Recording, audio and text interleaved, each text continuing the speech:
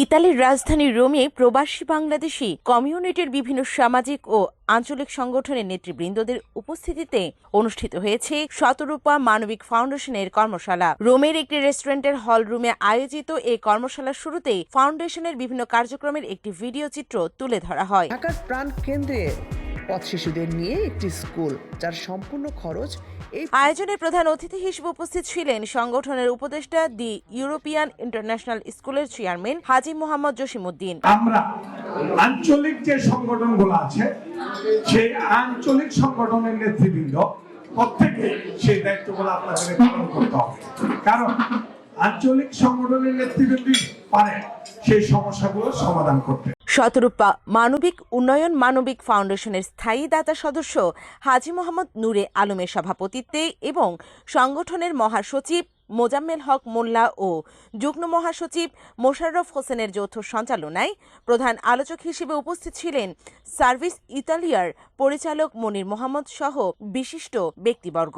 বক্তারা বলেন, মানুষ মানুষের জন্য, জীবন জীবনের জন্য, এই মূল মন্ত্রকে ধারণ করে এই ফাউন্ডেশন কাজ করে চলছে। যে সমাজে মানুষ মানবতার বিভিন্ন কার্যক্রমগুলো থেকে সবসময় পিছিয়ে যাচ্ছে, আমি নতুন করে এগুলোকে কমিউনিটির বিশিষ্ট জনদেরকে আজকে ইনভাইট করে আজকের আয়োজনটা করার একটাই লক্ষ্য, কমিউনিটি যেন নতুন মানবিকতা নেক্সট প্রজন্মকেও শেখাইতে পারে।